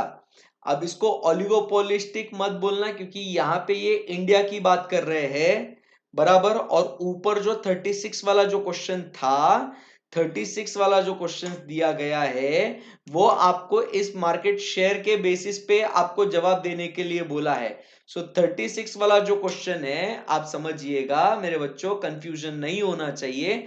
36 वाला जो क्वेश्चन है, ये आपको किसके बेसिस पे अटेम्प्ट करने को बोला था? 36 वाला जो क्वेश्चन था मेरा बच्चा, मेरा बच्चा, मेरा बच्चा, 36 वाला जो है, ये परसेंटेज ऑफ मार्केट शेयर के बेसिस पे अटेम्प्ट करने को बोला था, इसीलिए इसको ओलिगोपोली बोला है। भले ही वो टूथपेस्ट टूथपेस्ट है, इसका मतलब ये नहीं कि हर टूथपेस्ट मतलब ओलिगोपोली बोलेंगे। यहाँ पे जब अपन आगे आते हैं और यहाँ पे जब अपन देखते हैं इंडिया में, अगर टेक्निकली टूथपेस्ट की बात करें, तो टूथपेस्ट भैया यहाँ पे मोनोपोलिस्टिकली कॉम्पिटिटिव में आएगा। समझा क्या? 43 समझा क्या? चलिए बताइएगा, I am waiting for you guys, come on 43।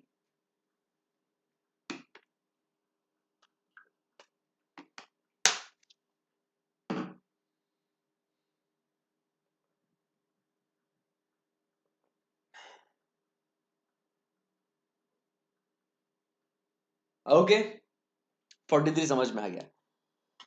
44, the structure of the cold drink industry, cold drink industry is what? अब ये तो पता है भाई, ओलिगोपोलिस्टिक है, इसमें तो खत्म हो गई बात। Which of the following statement is incorrect? Even monopolistic firm can have losses. Correct है तो। Firms in a perfectly competitive market are price taker. Correct है ये तो। It is always beneficial for a firm in perfectly competitive market to discriminate prices. In a perfectly competitive market में बेटा कैसा discriminate करेगा रे? तो 45 का आंसर क्या हो गया बेटा? 45 का आंसर क्या हो गया? सी। खत्म। Under perfect competition in the long run there will be no normal profit, तो रहेगा, सुपर नॉर्मल प्रॉफिट नहीं रहेगा। हाँ, तो यहाँ पे आंसर क्या होगा? 46 का आंसर बी। कितना वाहियात क्वेश्चन है भाई ये तो। 46 वाला एकदम ही आसान सी बात है। When dash we know that the firms are earning just normal profits, when dash, तो क्या करना है? Dash, when average cost is equal to average revenue, बराबर के नहीं? तो we say that we are earning what? Normal profits। 47 का answer is what? A। कितना कितना सिंपल क्वेश्चन है यार, मतलब क्या है ये, क्या है, क्या सिंपल। आधा क्वेश्चन तो निपट गए अपने, हाफ हो गया है, अब हाफ बाकी है। when dash 48, अब 48 की फटाफट, अब ये तो एकदम ही सिंपल है, 48 की बात करते हैं। when dash we know that the firm must be producing at the minimum point on the average cost, and so there will be productive efficiency। ध्यान से सुनना, when dash we know that the firm must be producing at minimum point of average cost, minimum point of average cost। अब आप देखिएगा, जितना अपन एक extra unit को बनाने के लिए ऐड करते हैं, अगर उतना ही मेरा पर यूनिट कॉस्ट है, तो ये मेरा कम से कम कॉस्ट हो गया ना। लॉजिक समझिएगा, 48 की बात समझिएगा, 48 मार्जिनल कॉस्ट इस एक यूनिट को बनाने के लिए कितना कॉस्ट लगता है, और एवरेज कॉस्ट जो है मेरा, एवरेज कॉस्ट आप समझिए वो भी उतना ही है। सो भाई that is what is the minimum point. मेरे को यहाँ ए आर एम आर और ये जो है ना, ये कोई संबंध ही नहीं है मेरे को, आप समझे, मेरे को कॉस्ट कॉस्ट देखना है sir. So where MC is equal to AC, I say that is the minimum cost। तो 48 का आंसर इज व्हाट? बी। 49 पे आते हैं, 49 पे आते हैं। When dash there will be allocative efficiency, 49 वाला क्वेश्चन डिस्कस कर रहे हैं अभी। When dash there will be allocative efficiency, meaning thereby that the cost of last unit is exactly equal to the price consumers are willing to pay। so that the right goods are being sold to the right people at the right price. अब allocative efficiency की cost of last unit मतलब अब 49 का answer क्या होगा? Marginal cost is equal to X ना। अब ध्यान से सुनना, एकदम मस्त था। Allocative efficiency mean thereby that the cost of last unit, cost of last unit मतलब लास्ट यूनिट जो बनाने के लिए आपको एक्स्ट्रा कॉस्ट लगा, the price the consumers are willing to pay, the price जो कंज्यूमर्स आर विलिंग टू पे is the average revenue. सो ये क्या कहता है? It is what equal, exactly equal. Question में ही आंसर दे दिया गया, मतलब भले ही ये बुक में कहीं कॉन्सेप्ट ना हो, आपको क्वेश्चन में ही आंसर दिया एग्जैक्टली इक्वल। क्या? कॉस्ट ऑफ लास्ट यूनिट, जो लास्ट यूनिट आपने बनाया उसके लिए कितनी कॉस्ट लगी, तो वो आपकी मार्जिनल कॉस्ट हो गई। And the price the consumers are willing to pay, वो क्या अपना हो गया? ए आर हो गया। तो MC and A R exactly equal होता है, तभी एलोकेटिव एफिशिएंसी होता है। उसका मीनिंग भी आपको दिया है। क्वेश्चन अगर आप केयरफुली पढ़ेंगे तो आपको आंसर वहीं से मिल जाएगा। देखो, when dash there will B allocative efficiency. अब आपको एलोकेटिव एफिशिएंसी क्या है वो नहीं मालूम ना आपको, तो इसीलिए उन्होंने क्या कर दिया मेरा बच्चा, उन्होंने उसका मीनिंग दे दिया। मीनिंग क्या बोला कि cost of last unit, cost of last unit is equal to, cost of last unit is equal to the price the consumer is willing to pay. Consumer is willing to pay what? AR. So MC is equal to AR. तो अपना answer 49 का answer क्या हो जाता है? सी। Logic समझा क्या boss? नहीं तो आप बोलेंगे कि सर सिर्फ आंसर की पढ़ के हम लोग टिक कर रहे तो वो मजा नहीं है यार। ये लॉजिक आपको समझना है, कोई नहीं देगा आपको लॉजिक, एकदम अच्छे से रीड करना है उसको। क्वेश्चन में ही दिया है इसका आंसर एग्जैक्टली। डन है एकदम, मजा आया पढ़ के? Yes. 49 over 50। Agriculture goods market depicts the characteristic close to. Agriculture में क्या है भाई? क्या लगता है आपको? 50। Perfect competition, oligopoly, monopoly, monopolistic. Monopoly तो नहीं है, ओलिगोपोली भी नहीं, बहुत सारे बेचने वाले हैं। मोनोपोलिस्टिक ना भाई, एग्रीकल्चर में तो अपने को प्रोडक्ट होमोजीनियस है ना। जो गेहूं आप बेचोगे वैसा गेहूं में भी बेचेगा ना यार। जो राइस आप खाते हो, जो राइस आप बेचते हो, वैसा राइस बनता है। Agriculture is what close to, it is what perfect competition. जहां पे इंडस्ट्री प्राइस डिसाइड करता है, इंडिविजुअल फार्मर प्राइस डिसाइड नहीं कर सकता है। सो यहाँ पे हम लोग 50 की जो बात कर रहे हैं, 50 का आंसर क्या है मेरा बच्चा? ए। आई बात समझ में आपको? यस। कोई पूछता है sir this type of questions can be asked sir. How बेटा, आईसीआई के मॉड्यूल के अंदर क्वेश्चन है, तू ये येड़ा है क्या रे? कौन है ये? ब्रिजेश भंडारी। अरे लाला, ये आईसीआई के मॉड्यूल में क्वेश्चन है ये, और तुम पूछ रहे this type of question can be asked. मैं क्या कहीं यहां वहां की बुक से पढ़ा रहा हूं क्या रे? ए ढोगले, येड़ा है क्या रे? Which of the following is not a characteristic of competitive market? Competitive market.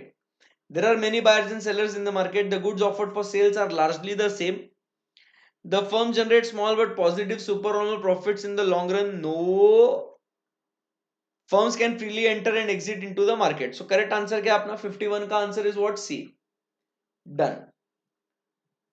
Which of the following markets would most closely satisfy the requirements of perfectly competitive market? Closely satisfy for the perfectly competitive market. Okay. So 52 के answer की बात कर रहे हैं। Electricity perfectly competitive, closely satisfy the requirements of perfectly competitive. Electricity, cable television, Cola, milk. Cable television नहीं, कोई HD कोई ऐसा। फिर 52 थोड़ा काफी ट्रिकी क्वेश्चन है ये। इलेक्ट्रिसिटी नहीं ना, इलेक्ट्रिसिटी क्यों नहीं? अब आप समझने की कोशिश कीजिए, इलेक्ट्रिसिटी क्यों नहीं? क्योंकि ये हो सकता है मोनोपोली, स्टेट रन मोनोपोली है ना इसकी, इलेक्ट्रिसिटी की। जैसे सिर्फ महाराष्ट्र स्टेट, सिर्फ state governments are providing electricity, government is providing electricity, so it is monopoly. Cable television में भी मोनोपोलिस्टिक और ओलिगोपोली बोल सकते हैं इसको। Cable television is what? Oligopoly. Cola is also what? Oligopoly. So यहाँ पे मिल्क का अपना आंसर सही हो सकता है। आप देखिए यहाँ पे दिस कैन बी व्हाट, ये आपको बता रहा हूं ताकि एग्जाम में अगर कभी आ जाए तो मे भी आपको पता चले कि बहुत से इसमें only state provides what? The electricity, so monopoly है। Cable television can be what? Monopolistic. Mono नहीं, ये भी क्या हो सकता है? Cable television is what? Oligopoly. Few suppliers ही है. Cola is also what, oligopoly. तो इसीलिए milk is what close to what perfect competition over यार. रीजन भी समझो, सिर्फ जबरदस्ती ऑप्शन को टिक करना है ऐसा नहीं है, लॉजिक समझो. 52 का answer is what, D. Which of the following statement is accurate, मतलब ही correct for perfectly competitive. Demand curve is down, nahi, the demand curve always lies between, na, average revenue need not be equal to price, na, price is given and determined by equilibrium. चल फटाफट 53 खत्म करते हैं. 53D. 54, the market for hand tools such as hammers and screwdrivers is dominated by drappers, Stanley and craftsmen. This market is best described as, बोलो चलो 54 का answer क्या बोलना है आपको, C, क्योंकि few dominant firms है. खलास. A market structure in which many firms sell products that are similar but not identical. Similar है but not identical. तो भाई monopoly तो नहीं है वो. And many firms sell तो oligopoly भी नहीं है. Perfect competition भी नहीं है. तो 55 का आंसर क्या बोलना है अपने को? 55 का आंसर अपने को बोलना है A. आई बात समझ में? When an oligopolist individually chooses its level of production to maximize its profit, it charges price, that is, when an oligopolist individually chooses its level of production, it charges price that is, 56 की बात हो रही है, more than the price charged either by, ना, less than the price charged either by monopoly, ना. Monopoly का क्या संबंध है इसके अंदर? more than the price charged by a monopoly and less than the price charged by a monopoly, ना.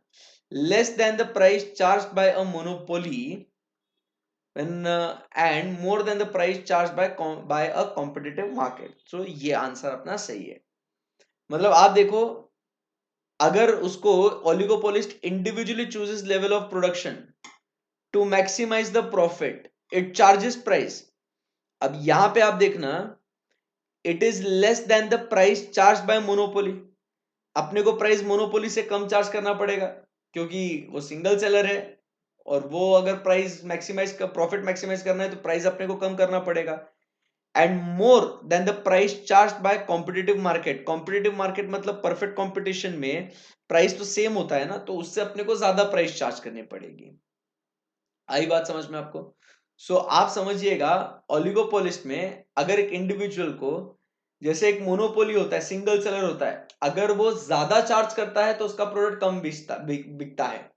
तो मोनोपोली जो चार्ज करता है उससे अपने को कम चार्ज करना है, और परफेक्ट कॉम्पिटिटिव में जो प्राइस चार्ज कर रहा है उससे अपने को ज्यादा चार्ज करना पड़ेगा. That is 56. Answer is what, D.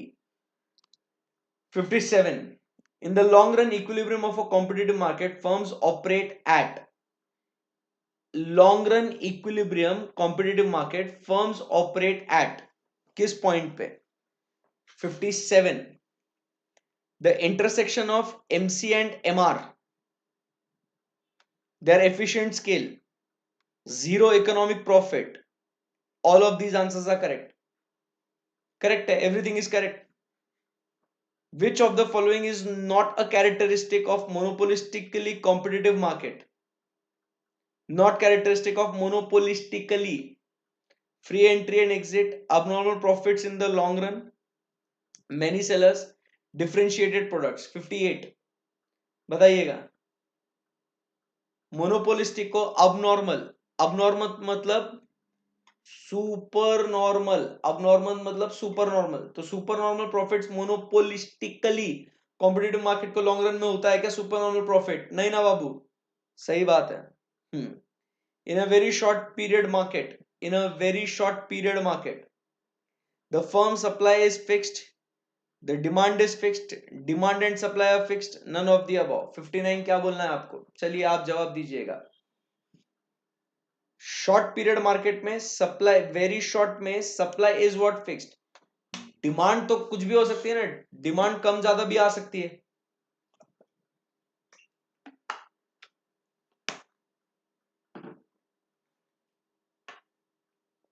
Demand कम ज्यादा भी हो सकती है ना. आई बात समझ में? तो supply is fixed. Time element was conceived bye 60, time element was conceived bye Alfred Marshall. ये ध्यान में रखना, इंपॉर्टेंट क्वेश्चन है ये. Something out of the context. So time element was conceived by Alfred Marshall. Total revenue is priced into quantity. खलास करो इसको. 60 important question है, आंसर ध्यान में रखना। Time element by Alfred Marshall. Average revenue is the revenue earned per unit of output, 62b. Average revenue can be symbolically written as total revenue divided by quantity, 63c. AR is also known as price, 64a. Simple है ये. MR can be defined as the change in total revenue resulting from sale of an additional unit of a commodity, 65b. When elasticity is greater than 1, when elasticity is greater than 1, MR is 0, negative, positive, 1। बताइए, elasticity is greater then 1 तो क्या होगा?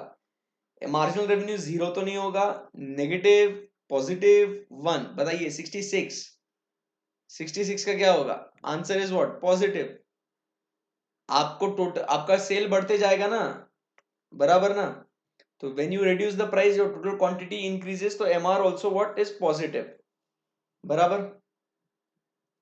When elasticity is equal to 1, unit elastic है, unit elastic है, so what is your MR? So आपका MR is what? 0, क्योंकि जितना percentage से आप प्राइस चेंज करोगे उतने ही परसेंटेज से आपकी डिमांड भी चेंज होगी। सो वो क्या हो जाएगा? आपको एक्स्ट्रा रेवेन्यू कुछ भी नहीं मिलेगा। MR is what? 0। When elasticity is less then 1, price बढ़ा दोगे तो डिमांड कम हो जाएगी, so your MR will be what? 68। Your demand, your MR will be what? Negative. In economics, the term market refers to as what? Place where buyers and sellers bargain a product or service for a price. Place where buyer does not bargain, place where seller does not bargain, none of the above. 69 is what? A. Simple hai. Under perfect competition, a firm is the price maker and not price taker. Price taker and not price maker. Neither price maker nor price, so it is price taker and not price maker. 70 का answer is what? B. 70 answer is what? B. A monopolist is a price maker, price taker, price adjuster. Wow, wow, wow. So monopolist is what? Price maker. 71 का answer is what, my dear friends? A. Price discrimination is one of the feature of monopoly. Khalas. Under monopoly, the degree of control over price is what? Very considerable. 73C. Generally perishable goods like butter, eggs, milk, vegetables, etc. will have regional market, local market, national market, none of the above. So it will have what? The local market. 74B. Local market में बिकता है ना ये, right? Yes. अरे sir ये तो कितना आसान सा है ये। ओहो, डायग्राम देख के आपको चक्कर आ गई? नहीं सर, सॉल्व करेंगे? Yes sir. At price P1, at price P1, the firm in figure would produce, the firm in figure would produce, okay, Q3। Simple सी बात है ना बाबू, Q3 बनाएगा। 75 का answer is what? B. Figure देख के डरने का नहीं। रुको एक सेकेंड, रुको एक सेकेंड। P1 है, ये अपना MC है, 75 की बात हो रही है ना? हाँ,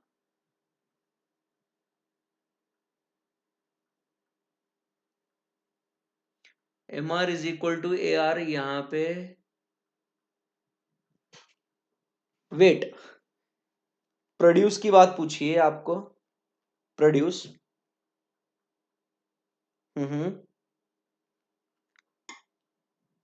यहां पे Q3 पे तो आते हैं अपन कि here MR is equal to MC, but साथ ही साथ आपको AVC भी दिया है, where AVC is greater.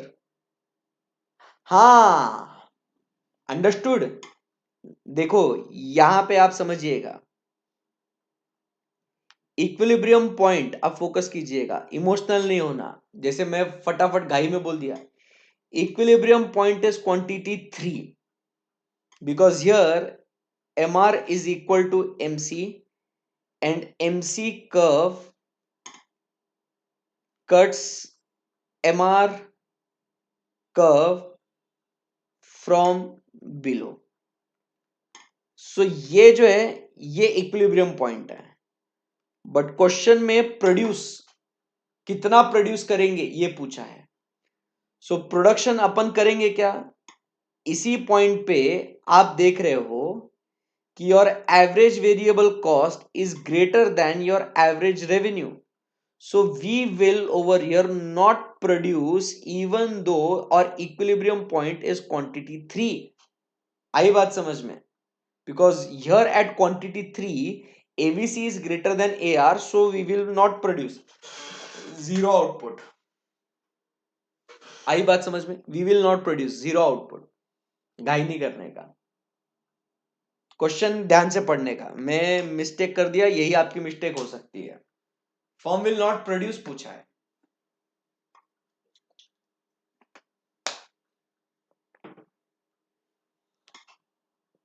Logic clear हुआ क्या आपका?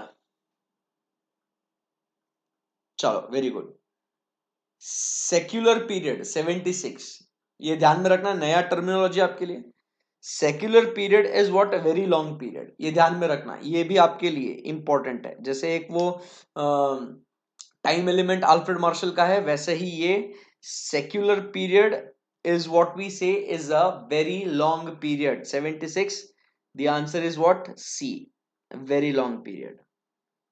चलो आगे बढ़ते हैं। Stock exchange market is an example of regulated market. बहुत सिंपल सी बात है, stock exchange is an example of what, regulated market, right. The market for ultimate consumers is known as, the market for ultimate consumer is known as what, retail market. 78, very simple, बहुत ही आसान question है and में। The condition of pure competition is large number of buyers and sellers, pre-entry and exit, homogeneous product both A and B, large number of buyer and seller, homogeneous product, perfect knowledge about the product। क्या लगता है आपको? 79। So 79 का answer is what, ये, because this perfect knowledge about the product, ऐसा कुछ भी नहीं है, ऐसा कोई कंडीशन नहीं है कि प्रोडक्ट का नॉलेज परफेक्ट होना चाहिए आपको। So 79 is what, C। Pure oligopoly is based on, क्या बोलेंगे बच्चों, homogeneous product. Pure oligopoly is based on which products, homogeneous product, बिना बिना कुछ डाउट के। एटीपी। 81, चलिए लास्ट 10 क्वेश्चंस बॉस, इजी है एकदम। 81, in oligopoly when the industry is dominated by one large firm which is considerable as a leader of the group, it is called as full oligopoly, collusive oligopoly, partial oligopoly और syndicated oligopoly। बताइए 81, it is called as what, direct concept से आता है, it is called as what, partial oligopoly। when the products are sold through centralized body, oligopoly is known as, क्या बोलेंगे इसको? 82 का answer is what, it is called as what, syndicated oligopoly, sold through a centralized body। when the monopolist divides the consumers into separate sub-markets and charges different prices in the different sub-markets, it is known as first degree price discrimination, second degree price discrimination, third degree price discrimination, none of the above। ओहो, क्या बोलेंगे इसको? बोलिए क्या बोलेंगे इसको? when the monopolist divides the consumers into separate sub-markets and charges the different prices in different sub-markets, first degree of price discrimination, ध्यान से सुनिएगा, 83, second degree of price discrimination, third degree of price discrimination, बताइएगा।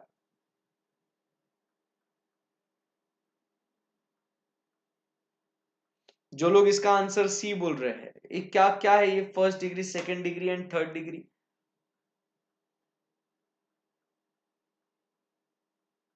बताइएगा।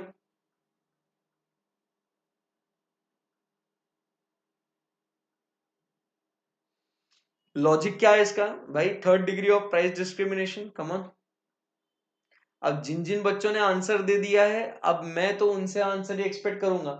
आप तो क्या सीधा भाई पीछे मॉड्यूल में देख के, आंसर की में देख के आप आपका आंसर आप देते जाते हो, ऐसा थोड़ी चलेगा boss. What is this third degree price discrimination, बताइएगा।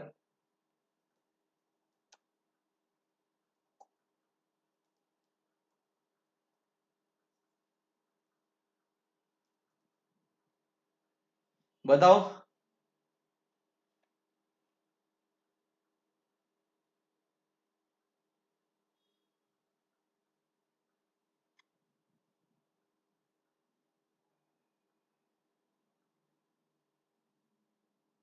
आपको बोलना पड़ेगा, ऐसा ऐसा नहीं चलता है। डिग्री ऑफ प्राइस डिस्क्रिमिनेशन क्या है? ये third degree of price discrimination.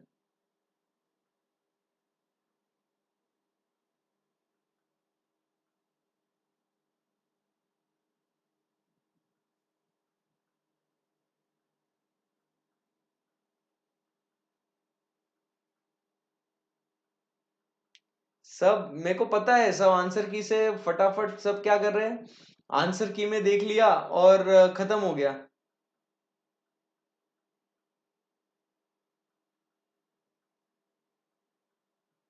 एकदम आराम से ध्यान से मन लगा के समझो। First degree of price, there are three types of price discrimination. ये थोड़ा आउट ऑफ कंटेक्स्ट है, ये जो अपने मॉड्यूल में भी नहीं है, तो एकदम आराम से ध्यान से समझना। आप इसके ऊपर गूगल भी आप कर सकते हो, आपको इंफॉर्मेशन मिलेगा। तो first degree of price discrimination वो होता है जहां पे in business the consumer is the seller is able to eliminate all the consumer surplus. बराबर के नहीं? वो क्या करता है प्राइस डिस्क्रिमिनेशन में, जितना कंज्यूमर को सरप्लस मिलता है ना, first degree of price discrimination is what, आप समझिएगा, जितना कंज्यूमर को सरप्लस मिलता है ना, वो क्या करता है, वो एग्जैक्टली उतना ही, मतलब अगर आप समझिएगा consumer is expecting 80, expected price is 80 and actual price is let us से 60, तो वो क्या करता है, उसका सरप्लस 20 हो गया ना, कंज्यूमर सरप्लस, तो वो क्या कर देगा, अब एक्चुअल प्राइस वो 80 रख देगा, वो खलास, मतलब वो क्या करेगा, वो आपको कंज्यूमर सरप्लस गेन करने ही नहीं देगा। आई बात समझ में आपको? सो वैसा जो आप कंज्यूमर सरप्लस मिटाना चाहते हो, तो उस टाइप के प्राइस डिस्क्रिमिनेशन को कहा जाता है first degree of price discrimination. आई बात समझ में? Second degree price discrimination is what, आप समझने की कोशिश कीजिए कि आप उसके अंदर क्वांटिटी डिस्काउंट देते हो, consumers who buy in bulk उनको आप स्पेशल ऑफर्स देते हो, that is the second degree price discrimination. मतलब जो होलसेल में बाय करना चाहता है, आप उसको सस्ते में देते हो। आप क्या करते हो, उसको सस्ते में देते हो। अगर आप सिंगल प्रोडक्ट्स बाय करते रहते हो ना, तो आपको नॉर्मल प्राइस लगेगा, बट आप जब बल्क में बाय करते हो तो आपको डिस्काउंट देंगे, क्वांटिटी डिस्काउंट्स देंगे, बराबर कंपनी प्राइस, बराबर wholesale price.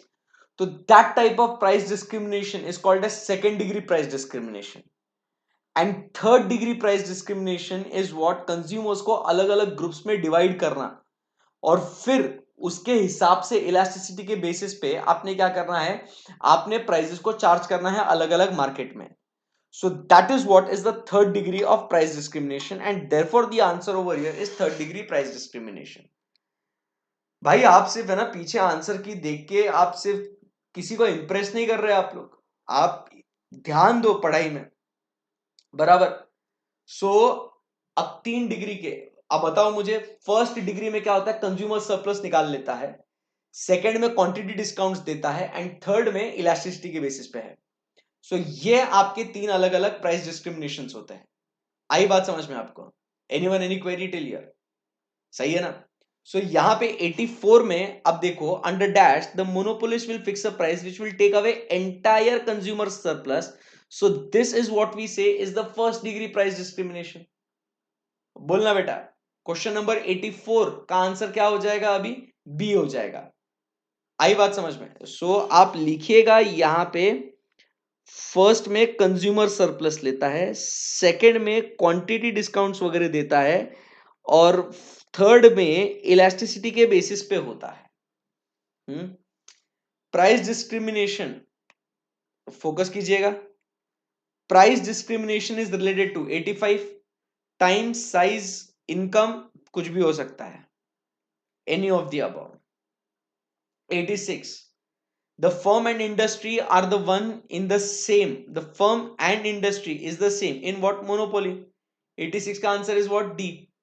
The demand curve of monopoly will be upward, downward, horizontal, downward sloping।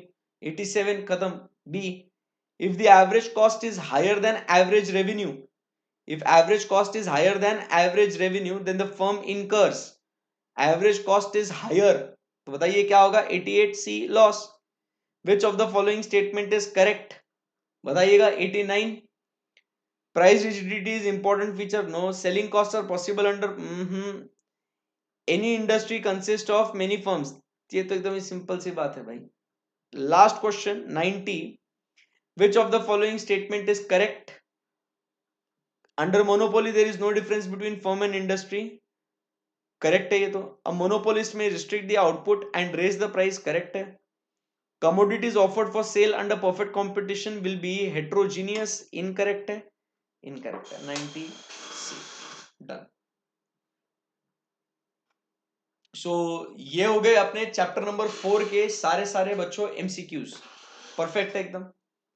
बहुत ही इंटरेस्टिंग क्वेश्चंस थे. मजा आया होगा आपको. Right. That's it. Okay. So thank you very much guys. See you tomorrow. Bye bye. Take care. Love you. मतलब tomorrow मतलब अभी जो भी नेक्स्ट सेशन जब भी लूंगा मैं तो मैं आपको वैसे अपडेट करूंगा कि कब कौन सा सेशन में लूंगा करके. तो यहाँ पे अपने चैप्टर नंबर 4 के सारे 90 MCQs हो गए. आई होप आपको मजा आया होगा.